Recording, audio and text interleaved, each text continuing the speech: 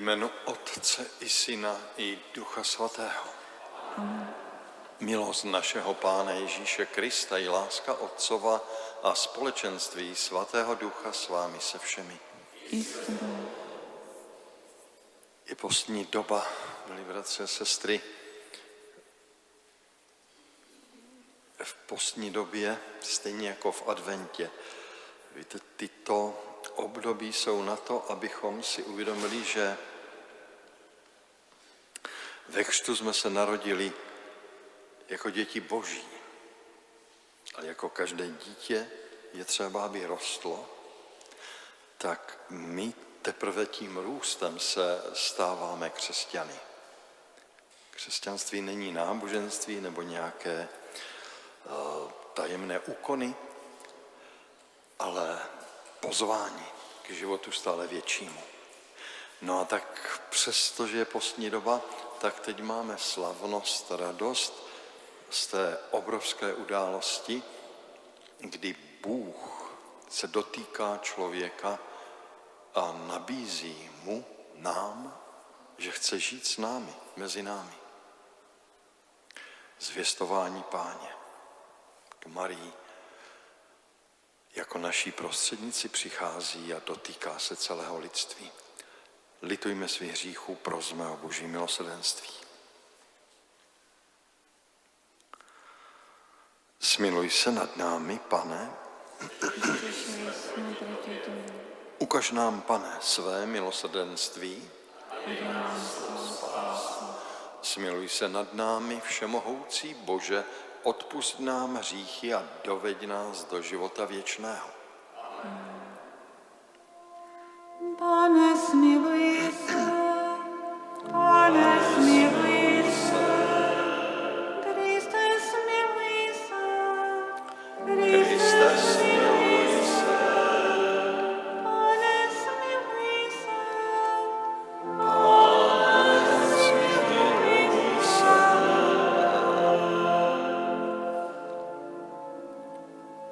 Sláva na výsostech Bohu a na zemi pokoj lidem dobrá vůle. Chválíme tě, Velebíme tě, kloníme se ti, oslavujeme tě, vzdáváme ti díky pro tvou velikost. Pane a Bože, nebeský králi, Bože Otče všemohoucí, Pane Jednorozený Synu, Ježíši Kriste, Pane a Bože, beránkom Boží, Synu Otce, ty, který snímáš díky světa, smiluj se nad námi. Ty, který snímáš hříchy světa, přijmi naše prosby. Ty, který sedíš po pravici Otce, smiluj se nad námi. Neboť ty jediný jsi svatý, ty Jediný jsi Pán, ty jediný jsi svrchovaný, Ježíši Kriste, se svatým duchem ve slávě Boha Otce.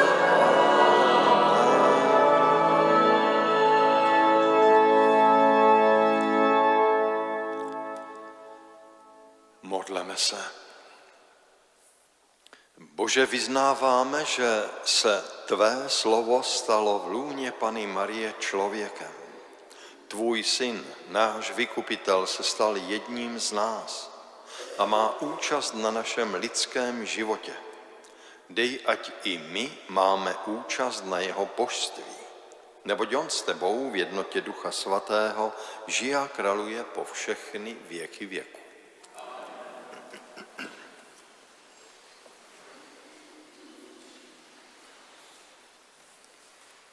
Čtení z knihy proroka Izajáše.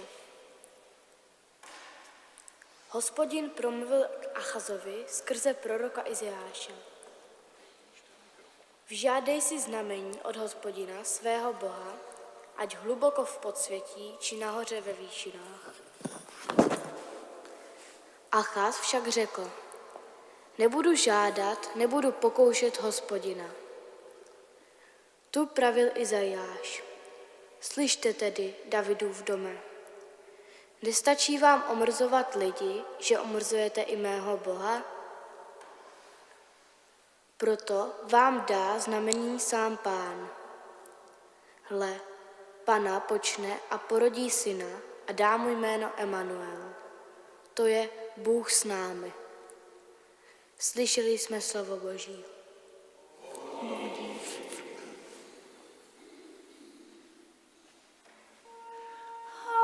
Přicházím, Pane, splnit tvou vůli.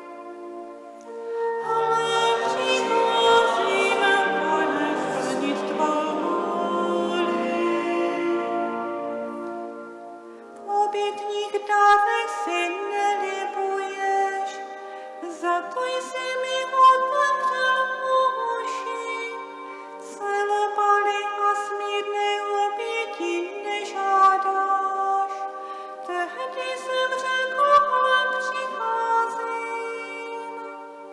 Ale přicházím, Pane, splnit tvou vůli. Ve svitku knihy je o mně psáno, rád splním tvou vůli, můj Bože, tvůj zákon je v mém nitru. Spravedlnost jsem zvěstoval ve velkém shromáždění. Svým rtům jsem nebránil, ty to víš, Hospodine.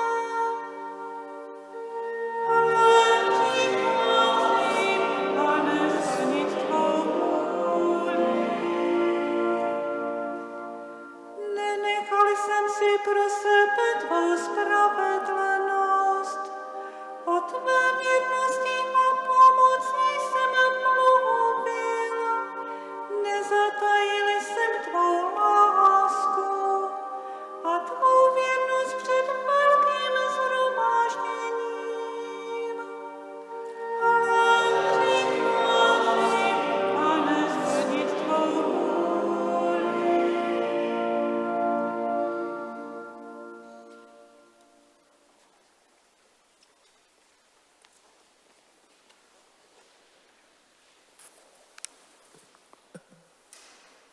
Čtení z listu Židům. Krev býků a kozlů nemůže hříchy odstranit.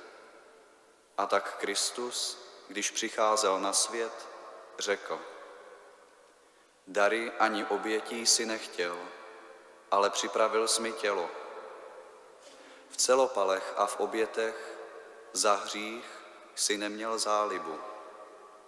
Proto jsem řekl, tady jsem, abych plnil, Bože můj, tvou vůli, jak je to o mně psáno ve svitku knihy. Po prvních slovech, dary ani oběti, celopaly ani oběti za hřích si nechtěl a neměl z v nich zálibu. A přece to všechno se obětuje podle zákona. Hned dodává, tady jsem, abych plnil tvou vůli. To první ruší, aby ustanovil to druhé. A touto vůlí jsme posvěceni obětováním těla Ježíše Krista jednou provždy. Slyšeli jsme slovo Boží.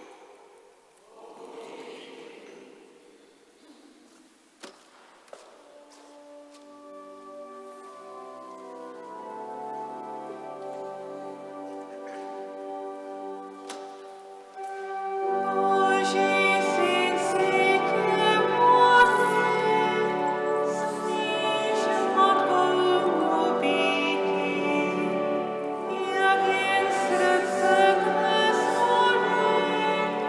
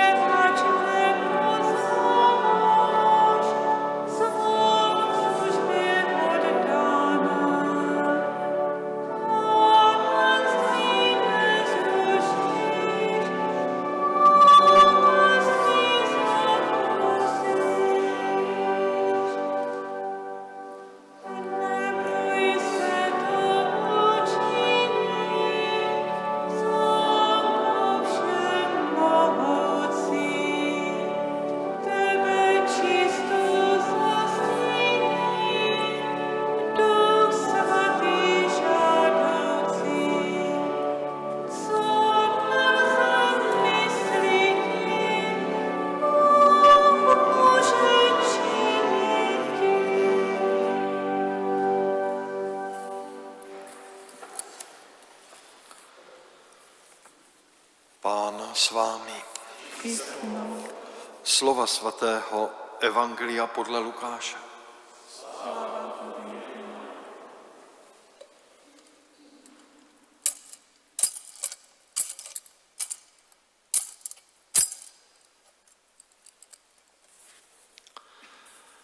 Anděl Gabriel byl poslán od Boha do galilejského města, které se jmenuje Nazaret, k paně zasnoubené s mužem jménem Josef z Davidova rodu, a ta pana se jmenovala Maria.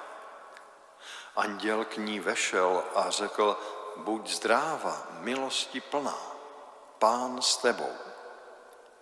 Když to slyšela, ulekla se a uvažovala, co má ten pozdrav znamenat. Anděl jí řekl: neboj se, Maria, neboť si nalezla milost u Boha. Počneš a porodíš syna a dáš mu jméno Ježíš. Bude veliký a bude nazván synem Nejvyššího. Pán Bůh mu dá trůn jeho předka Davida. Bude královat nad Jakubovým rodem na věky a jeho království nebude mít konce. Maria řekla andělovi: jak se to stane, vždyť muže nepoznávám. Anděl jí odpověděl: Duch svatý sestoupí na tebe a moc Nejvyššího tě zastíní. Proto také dítě bude nazváno svaté, Syn Boží. I tvoje příbuzná Alžběta počala ve svém stáří syna a je už v 6. měsíci, ačkoliv byla považována za neplodnou. Vždyť u Boha není nic nemožného. Maria řekla: jsem služebnice Páně, ať se mi stane podle tvého slova. A anděl od ní odešel. Slyšeli jsme slovo Boží.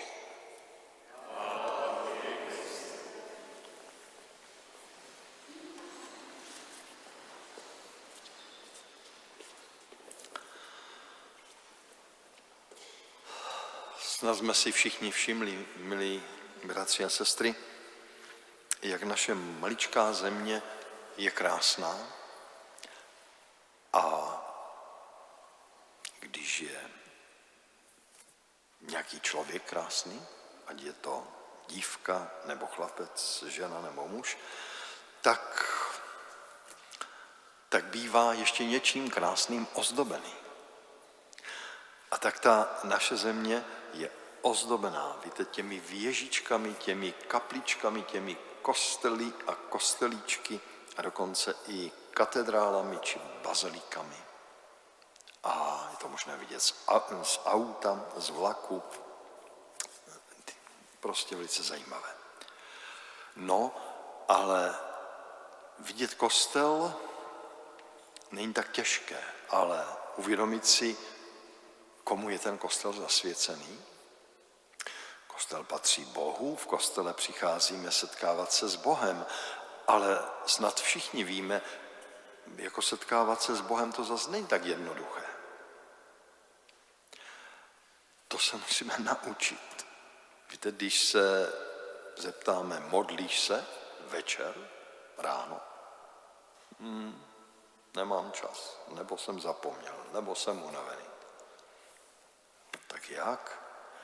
Přece modlit se znamená uvědomit si, že se můžu položit do rukou někoho, kdo mě miluje, kdo mě nese, kdo nese můj život, protože mi ho dal a tak dále.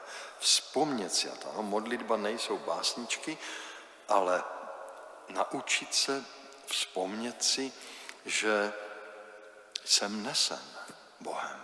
A od Boha máme všechno, tak jenom říct na konci dne: Pane Bože, děkuji ti. No a tak kostely jsou zasvěcovány těm, kteří právě jsou potom našimi pomocníky nebo učiteli toho života. A nejlepší učitel není ten, který něco vypráví nebo říká, ale ten, který učí svými skutky, svým příkladem. A tak to jsou svědci. Ano, proto jsou kostely zasvěcené různým svědcům.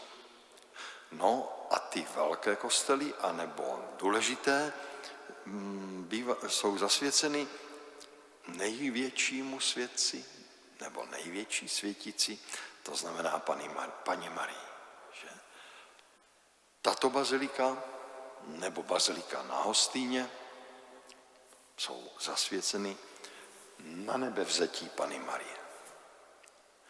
Ale víte, Panna Maria je výjimečná z nás, je jednou z nás a přesto přesahuje všechnu krásu lidí. A takže ona je tím příkladem úžasným a tak církev nám pomáhá dívat se, víte, na ten její život, na její osobu, na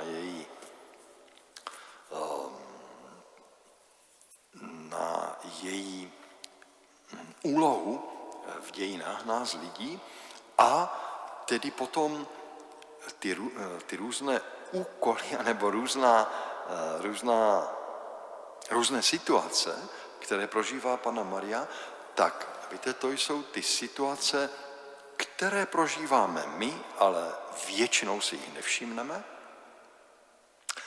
A občas si někdy uvědomíme, že mě Bůh navštívil, že Bůh zasáhl, že Bůh mě zachránil prostě z nějakého pádu nebo úrazu nebo já nevím jakých věcí. Ano. No a tak Panna Maria je ta, která byla schopna si všimnout dost často, že Bůh vstupuje. No a tak víte, třeba tady v Tupesích máme kapli nebo kostelík a ten je zasvěcený navštívení Panny Marie. Co to je? Všichni víme. Panna Maria navštívila svou příbuznou Alžbětu. A třeba františkánský kostel v Hradišti, ten je zasvěcený této dnešní události. Ano. Zvěstování. Ano. To navštívení Panna Maria navštívila svou Alžbětu a měla k tomu důvod. To se dělo až po této události. Napřed byla Panna Maria navštívena andělem. A anděl ji nenavštívil jenom tak, aby přišel a odešel, ale archanděl Gabriel, víte, kde ho máme? Tady ho máme, nahoře, na té levé straně, po vaší straně, těch kůrových hlavic, tak on přichází, aby přinesl poselství a aby přinesl možnost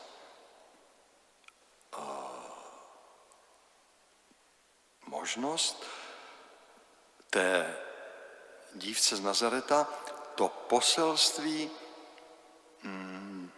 držet, nebo vlastnit, nebo mít stále u sebe. Ano. Poselství o početí, o možnosti přijetí nového života dítěte. A tak to je v tom Uherském Hradišti. Kostel Zvěstování Páně. 25. března si připomínáme tu událost, která je velmi skrytá, ale její síla a její nezapomenutelnost té skryté události se projeví potom za 9 měsíců. Všechny maminky to znají, všechny babičky se z toho radují. Tedy za 9 měsíců, víte, potom tady se všechno rozzáří, anebo dokonce celý svět se rozzáří oslavou narození dítěte, které bylo počato 25. března.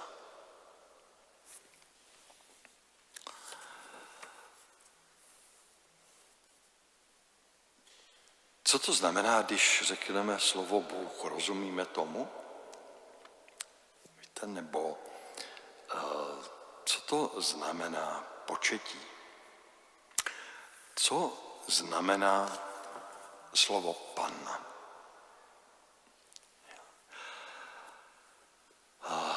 Víte, sám Pán vám dá znamení. Hle, Panna počne a porodí syna.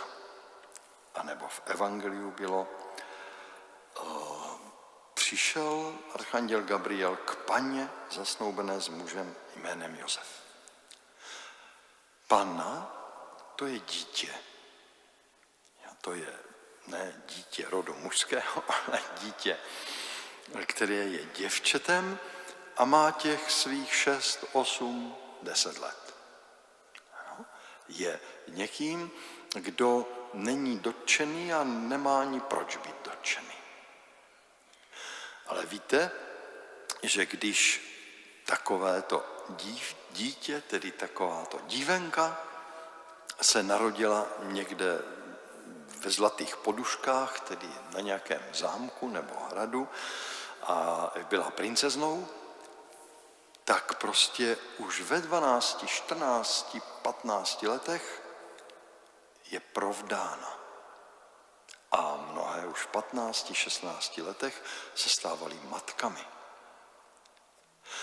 A tak to Panna, víte, znamená prostě čistě tu přirozenost lidského vývoje, ale znamená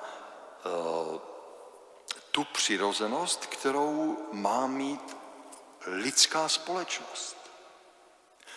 Totiž tenkrát, když ty princezny jako byly takto, jim bylo naplánováno cosi, tak oni byly také chráněny.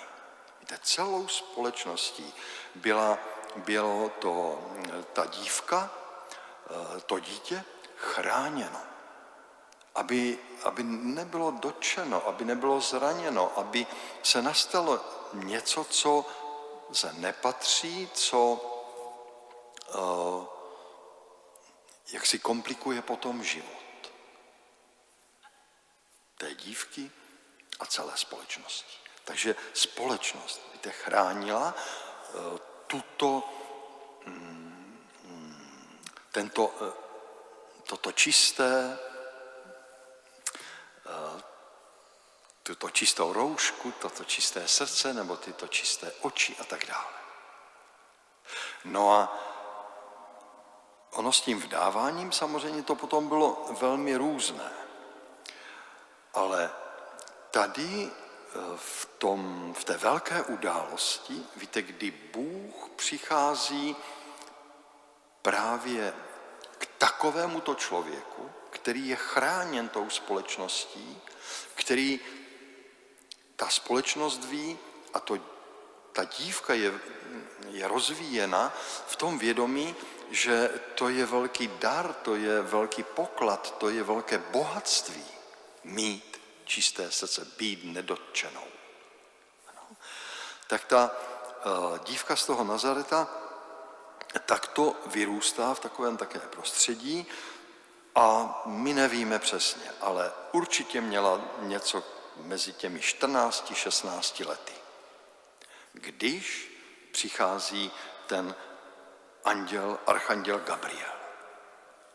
A byla uchráněna tedy společností lidskou a zároveň milostí Boží, jak to všichni víme. Panna Maria nebyla jenom panna, ale byla neposkvrněná, tedy hříchem. Ale v těch 14 či 16 letech už byla zasnoubená. Tak se to patřilo tenkrát. A to zasnoubení ale zase tam znamenalo už vlastně manželský slib, to vědomí té zodpovědnosti. No a v takovéto situaci tedy Bůh posílá archanděla, aby jí přinesl tuto nabídku. Víte, nabídku. Bůh nikoho nemanipuluje, Bůh nikoho nenutí. Bůh je, víte, otec, který nás obdaroval nás životem, přírodou a tak dále. A obdarovává nás potom ještě nabídkou, životem stále větším. No a tak posílá tedy toho archanděla Gabriela s tou nabídkou. Tvůj život je darem, Maria, tvůj život je darem pro celý svět. Víte, život každé maminky, každé matky je darem pro celý svět. Každé dítě je obohacením tohoto světa. Právě dnešní společnost už ty děti a ty dívky tolik nechrání a stává se něco nepřirozeného. A tím nepřirozeným také je, že tento svět nechápe dítě jako dar. Je to takové zvláštní. No, ale tady přichází tato nabídka toho obrovského daru a Maria se rozhoduje. A tak to je, víte, toto početí této dívky, této Panny, této ženy, která se stává matkou, je ještě tajemnější než početí kterékoliv maminky, protože je to ten kontakt, víte, člověka s Bohem. Bůh je dárce života a člověk může nebo nemusí přijímat život. A to je to, víte, co potom ten svět náš, takový zatemněný, rozzařuje nebo rozsvěcuje aspoň. Jo, že tato dívka to dítě přijímá a to je dítě od Boha. To je dítě pro Marii a pro celý svět. A celý svět se stává novým světem. Se stává už světem, ve kterém nejsou nějací bohové vymýšlení, strašidelní, ale stává se světem, do kterého vstoupil ten skutečný, živý Bůh a vstoupil mezi nás proto, aby nás všechny povzbuzoval a otvíral nám oči pro to, co nám Bůh nabízí. A to jsou proto potom Vánoce. Víte, to početí je skryté a 9 měsíců stále je život skrytý. Ale když přijde, tak se potom stále rozvíjí a vidíte, co se stalo během těch staletí. Narození Kristovo, to je to, co zušlechtilo tento svět. Z barbarů se stali civilizovaní lidé. Ale jak může být člověk a společnost civilizována? Civilizovaní jsou ti, kteří poznali, kdo mě stvořil, kdo stvořil tento svět a co mi všechno dává ten stvořitel.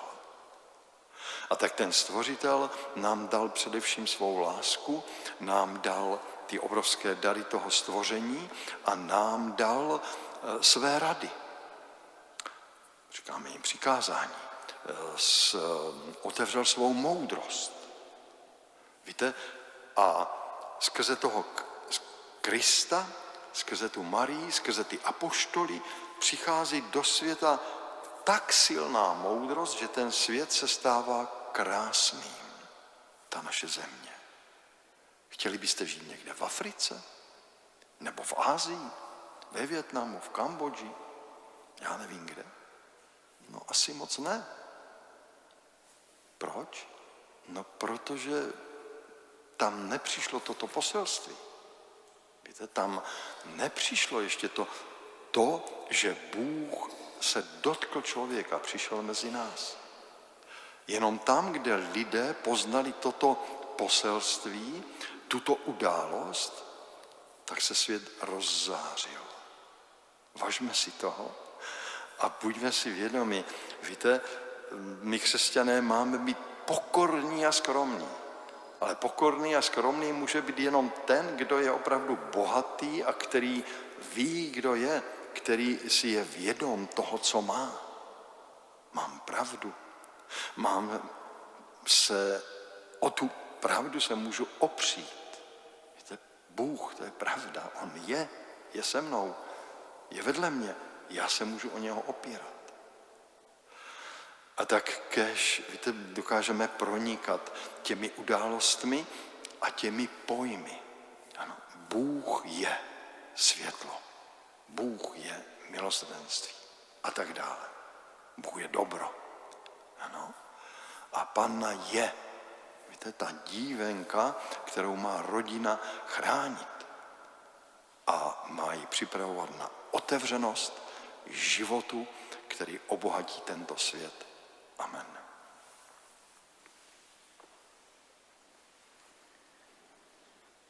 V příslovech skrze Ducha Svatého budeme klečet.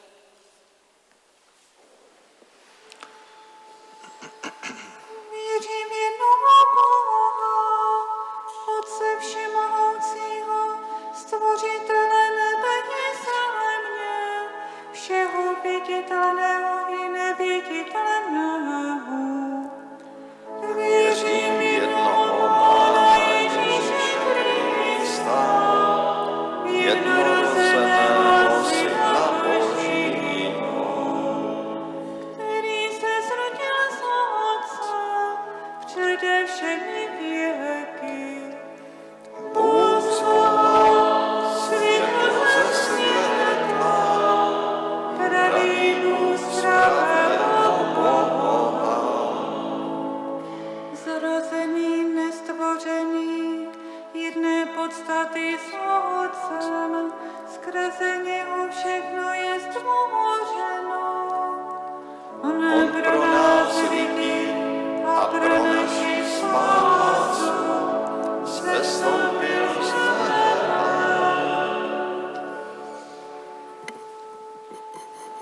skrze Ducha Svatého přijal tělo z Marie Panny a stal se člověkem. Byl za nás ukřižován, Za dnů Poncia Piláta byl umučen a pohřben. třetího dne vstal z mrtvých podle písmu. Vstoupil do nebe, sedí po pravici Otce. A znovu přijde ve slávě soudit živé i mrtvé a jeho království bude bez konce. Věřím v Ducha Svatého, Pána a Dárce života, který z Otce i Syna vychází.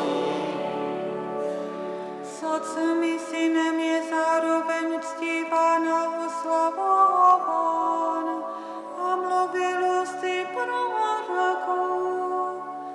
Věřím v Jednu svatou, všeobecnou, apoštolickou církev. vyznávám jeden křest na odpuštění hříchů. Očekávám vzkříšení mrtvých. a život budoucího věku.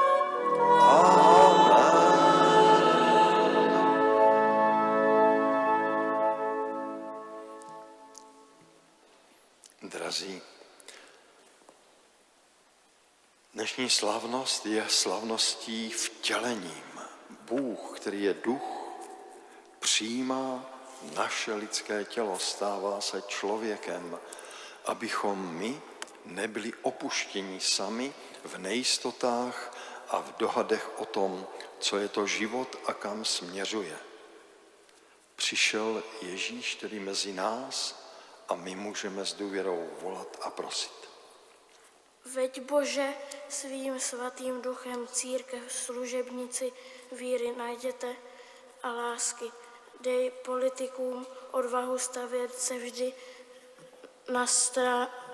na stranu chudých a utlačovaných. Kyrie, Kyrie, eleison. Posiluj mladé lidi, kteří přebírají odpovědnost za svůj život. Kyrie, Kyrie, eleison. Ochraňuj ženy v požehnaném stavu a jejich narozené děti. Kyrie, Kyrie, eleison. Posiluj zklamané a ty, kterým chybí odvaha, aby unesli břemeno svého života. Kyrie, Kyrie, eleison. Nebeský Otče, přijmi tuto svatou oběť svého syna za zemřelé rodiče Tetrovi a živou rodinu.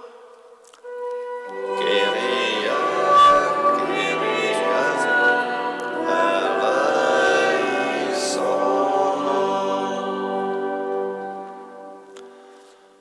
Bože náš Pane, ty jsi především náš Otec. U tebe není nic nemožného, proto důvěřujeme, že slyšíš a vyslyšíš prosby, které vychází z čistých srdcí či z opravdové touhy člověka po stále lepším a opravdovějším životě, který má dojít do tvého království, v němž ty žiješ a vládneš na věky věku.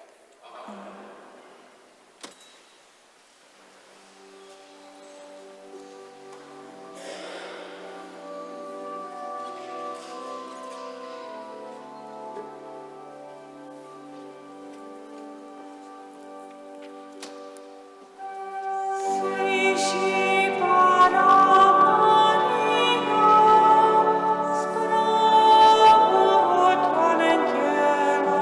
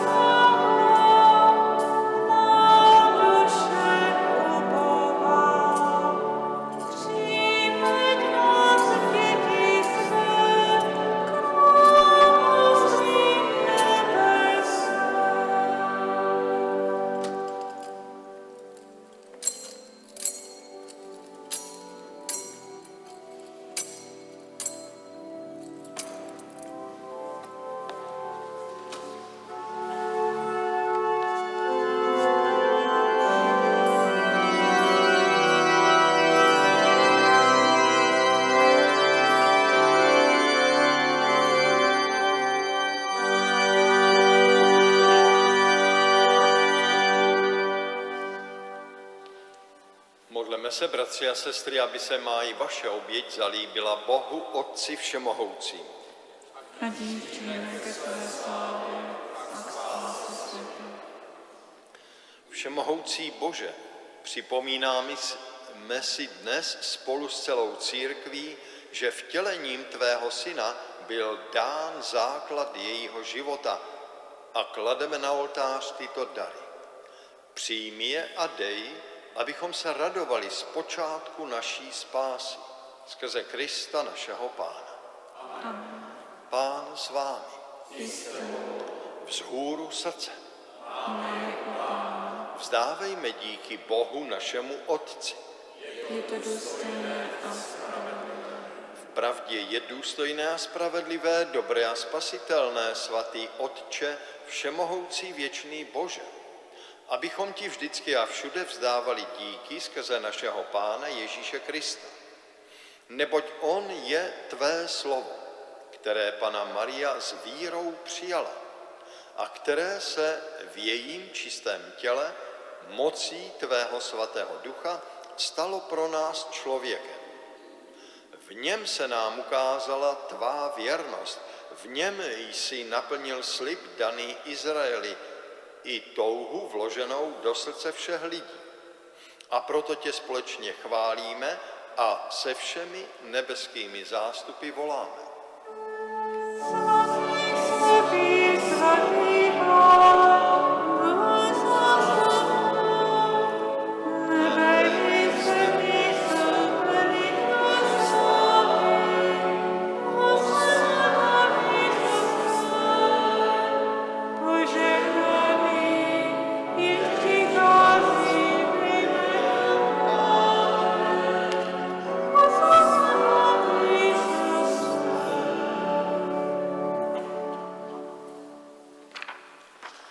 Pravdě jsi svatý Bože a právem tě chválí všechno, co jsi stvořil, neboť skrze svého Syna, našeho Pána Ježíše Krista, mocí Ducha Svatého, všemu dáváš život a všechno posvěcuješ. A ustavičně si shromažďuješ lid, aby od východu až na západ byla tvému jménu přinášena oběť čistá. Proto tě, Otče, pokorně prosíme, posvěť svým duchem tyto dary, které před tebe klademe, ať se stanou tělem a krví tvého Syna, našeho Pána Ježíše Krista. Neboť on sám nám přikázal slavit toto tajemství. V noci, kdy se za nás vydal, vzal při večeři chléb, vzdal ti díky a požehnal, lámal, dával svým učedníkům a řekl: vezměte a jeste z toho všichni. Toto je moje tělo, které se za vás vydává.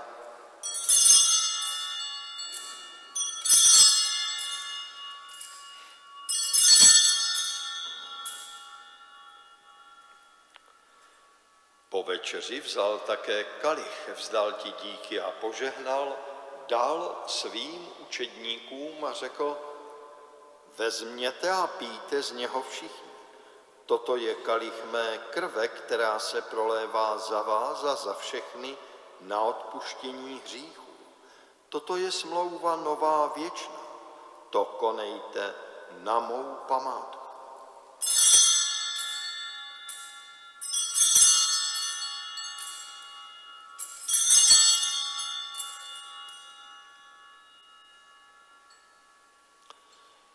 Tajemství víry, kdykoliv jíme tento chléb a kdykoliv pijeme tento kalich, zvěstujeme tvou smrt a čekáme na tvůj příchod, Pane Ježíši Kriste.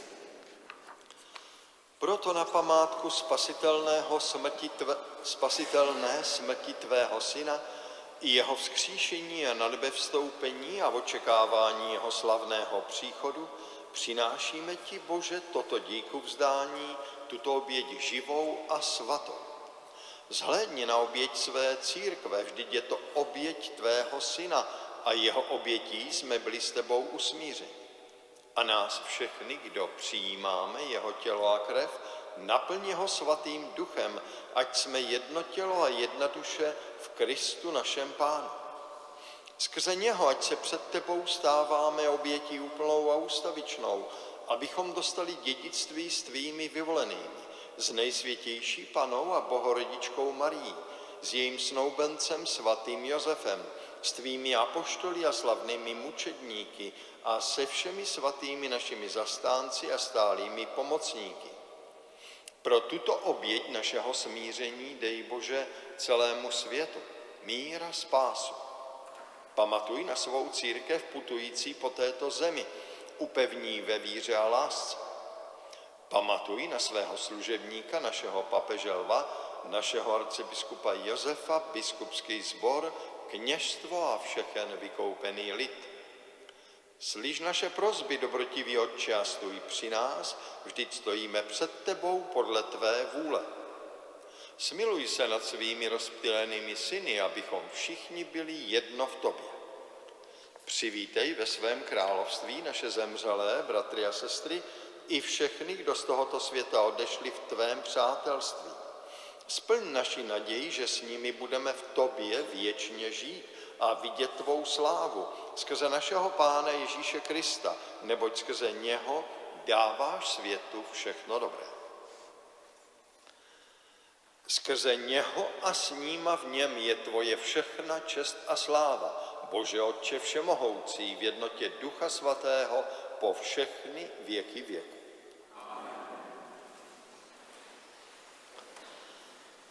Ve společenství se všemi, kteří poznávají, že Bůh vstoupil do našeho života, abychom my stále jasněji chápali tajemství vlastního života, tajemství našeho růstu, tajemství naší budoucnosti, ve společenství celé církve, která nám tato tajemství otvírá, volejme a modleme se, jak nás Ježíš naučil. Otče náš, který jsi na nebesích, posvěť se jméno tvé, přijď království tvé, buď vůle tvá jako v nebi, tak i na zemi. Chléb náš bezdejší dej nám dnes a odpusť nám naše viny, jako i my odpouštíme našim viníkům. A neuvedi nás v pokušení, ale zbav nás od zlého. Vysvobodi nás ode všeho zlého, Bože, a dej našim dnům svůj mír. Smiluj se nad námi a pomoz nám, ať se nikdy nedostaneme do područí hříchu, ať žijeme v bezpečí před každým zmatkem a s nadějí očekáváme požehnaný příchod našeho Spasitele Ježíše Krista.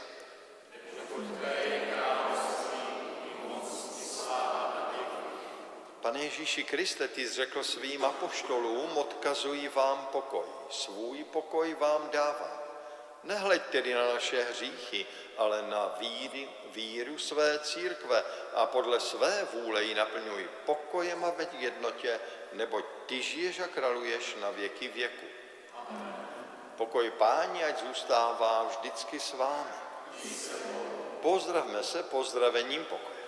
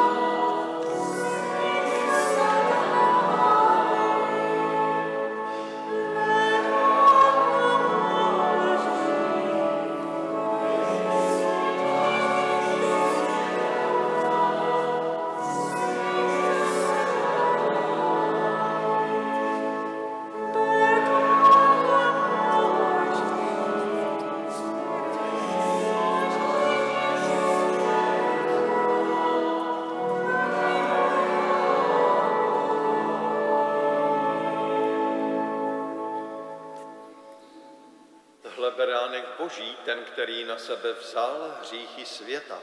Blahoslaveni, kdo jsou pozváni k večeři beránkovi. Pane, chce zasloužit, aby skrze přišel ale řekni mi slovo a má duše bude uzdravena.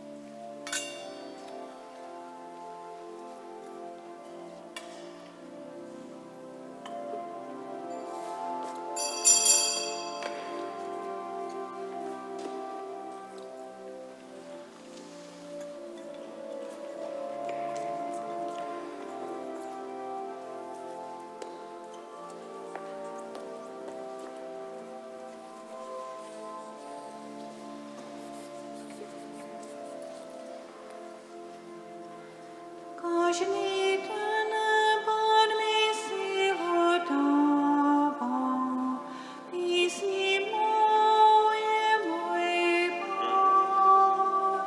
On se stal mým spasením, když kráčím s ním, nemusím se bát, když kráčím s ním, nemusím se bát.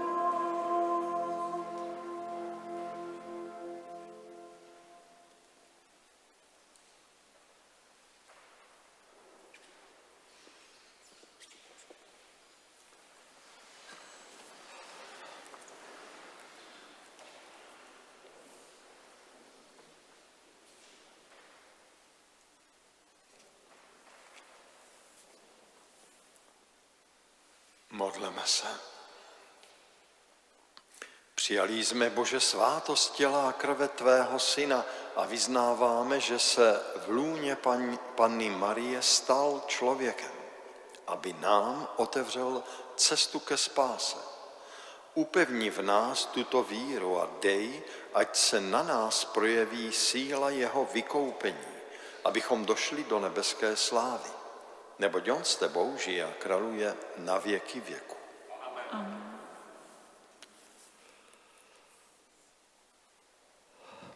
na lavicích nebo na židlích jsou tady tyto lístečky, jak jistě už víte, s názvem Propojení. Modlíme se po růženci tuto modlitbu.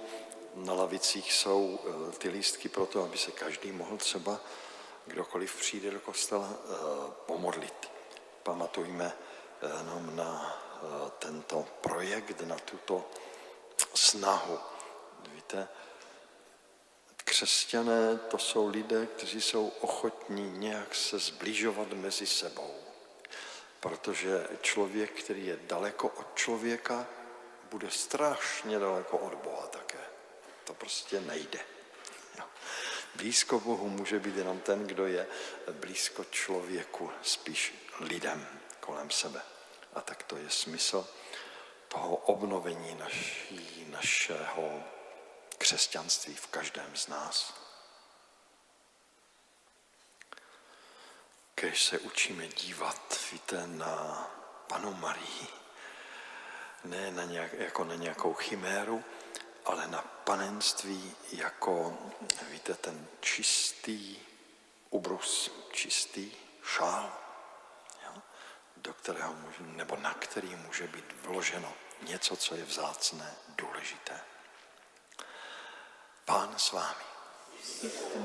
Požehnej vás všemohoucí Bůh, Otec i Syn i Duch Svatý. Amen. Jděte ve jménu Páně.